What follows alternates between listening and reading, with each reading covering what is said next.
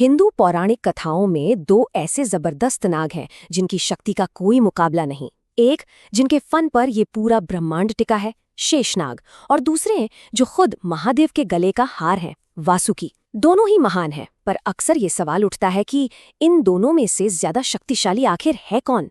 चलिए आज इसी गुत्थी को सुलझाते हैं। यही तो वो सवाल है जो सदियों से बड़े बड़े जानकारों को भी सोच में डाल देता है। एक तरफ है शेषनाग, जिनके हजारों फनों पर पूरी पृथ्वी का भार है, तो दूसरी तरफ है वासुकी, जो देवताओं के हर बड़े संकट में उनके सबसे बड़े सहायक बने। तो चलिए इस विश्लेषण में इसी सवाल का जवाब ढूंढते हैं। इनकी शक्ति का अंदाजा तो बस इस बात से लगा लीजिए कि ये जुड़े किससे हैं। शेषनाग वो स्वयं भगवान विष्णु की शैया हैं, उनका ही एक रूप माने जाते हैं। और वहीं वासुकी, उन्हें तो महादेव ने अपने गले में जगह दी है। त्रिदेवों में से दो सबसे शक्तिशाली देवों से इनका सीधा कनेक्शन ही इनकी बेहिसाब शक्ति का सबसे बड़ा सबूत है। लेकिन इनकी शक्ति को तोलने से पहले एक ऐसा राज है जो इस पूरी कहानी को एक बिल्कुल नया मोड़ दे देता है। ये दो शक्तिशाली नाग, जिन्हें हम अक्सर एक दूसरे का प्रतिद्वंदी मान लेते हैं, उनका रिश्ता इससे कहीं ज्यादा गहरा और कह सकते हैं पेचीदा है। ये वो दो महान सर्प हैं जिनकी शक्तियों पर इस ब्रह्मांड का संतुलन, इसका बैलेंस टिका हुआ है। लेकिन इनके बीच का जो असली रिश्ता है, उसकी कहानी बहुत कम लोग जानते हैं। जी हाँ, बिल्कुल सही सुना।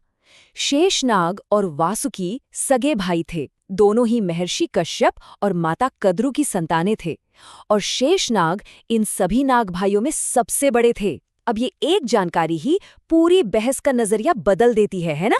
तो चलिए कहानी की शुरुआत करते हैं बड़े भाई शेषनाग से। उनकी यात्रा उन्हें एक ऐसे ब्रह्मांडीय कर्तव्यों की ओर ले गई जिसकी कोई कल्पना भी नहीं कर सकता। हुआ ये कि अपने ही भाइयों के छल कपट और धोखेबाजी से शेषनाग का मन उचाट हो गया। वो सब कुछ छोड़कर तपस्या करने चले गए। उनकी कठोर तपस्या से ब्रह्मा जी इतने प्रसन्न हुए कि उन्होंने शेषनाग को वरदान दिया कि उनकी बुद्धि कभी धर्म के रास्ते से नहीं भटकेगी, और साथ ही उन्हें ये विशाल जिम्मेदारी सौंपी कि वो पूरी पृथ्वी को अपने फन पर संतुलित करके रखें। श्रीमद् भगवद गीता में भगवान कृष्ण खुद कहते हैं कि नागों में वे अनंत हैं, यानी शेषनाग, अनंत, जिसका कोई अंत न हो। ये नाम सिर्फ उनके विशाल आकार को नहीं, बल्कि भगवान विष्णु के साथ उनके कभी न खत्म होने वाले संबंध को भी दिखाता है। जरा सोचकर देखिए, 1000 सिरों वाला नाग, जिन पर खुद ब्रह्मांड के पालनहार भगवान विष्णु आराम करते हैं। ये एक तस्वीर ही शेषनाग की स्थिरता और उनकी असीम शक्ति को बताने के लिए काफी है।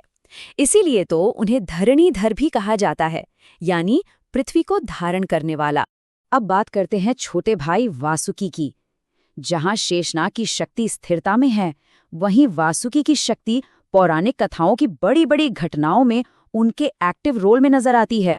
वासुकी की शक्ति डायनामिक है। जब समुद्र मंथन हुआ तो वो मंदराचल पर्वत को मथने वाली रस्सी बने। उन्होंने ही अपनी समझदारी से पूरे नागवंश को खत्म होने से बचाया। और जब त्रिपुरासुर का वध करना था, तब वो भगवान शिव के धनुष की डोरी बने। मतलब हर बार जब भी देवताओं को जरूरत पड़ी, वासुकी ने एक अहम किरदार निभाया। और सिर्फ इतना ही नहीं, एक कहानी ये भी है कि जब वासुदेव जी नन्हे कृष्ण को यमुना पार करा रहे थे, तो उस भयंकर बारिश से उनकी रक्षा करने के लिए वासुकी ने ही अपने फन से एक छतरी बना दी थी। ये घटना उनके एक रक्षक वाले रूप को दिखाती है। तो अब जब हम दोनों भाइयों की कहानियों को जानते हैं, तो चलिए वापस आते हैं अपने मूल सवाल पर। कौन ज्यादा शक्तिशाली है? इसका जवाब शायद तुलना करने में नहीं, बल्कि संतुलन को समझने में छिपा है। जब हम दोनों के रोल को आमने सामने रखकर देखते हैं, तो तस्वीर एकदम साफ हो जाती है। शेषनाग ब्रह्मांड की नींव है, उनकी शक्ति स्थिर है, स्टैटिक है। वहीं वासुकी एक दिव्य उपकरण की तरह है, जिनकी शक्ति गतिशील है, डायनामिक है, जो बड़ी बड़ी घटनाओं को अंजाम देती है। एक भगवान विष्णु की स्थिरता के प्रतीक हैं, तो दूसरे भगवान शिव की सक्रिय ऊर्जा। तो असल में ये सवाल ही गलत है कि कौन बेहतर है। सच तो ये है कि ब्रह्मांड को चलने के लिए दोनों की ही जरूरत है। शेषनाग की स्थिरता के बिना ये ब्रह्मांड टिक ही नहीं सकता, और वासुकी की सक्रियता के बिना इतिहास की वो महत्वपूर्ण घटनाएं कभी होती ही नहीं।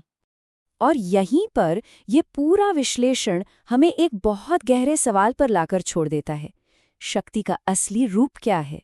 स्थिरता जो हर चीज को अपनी जगह पर थामे रखती है, या फिर सक्रियता जो बदलाव लाती है? शायद असली शक्ति इन दोनों के संतुलन में ही है।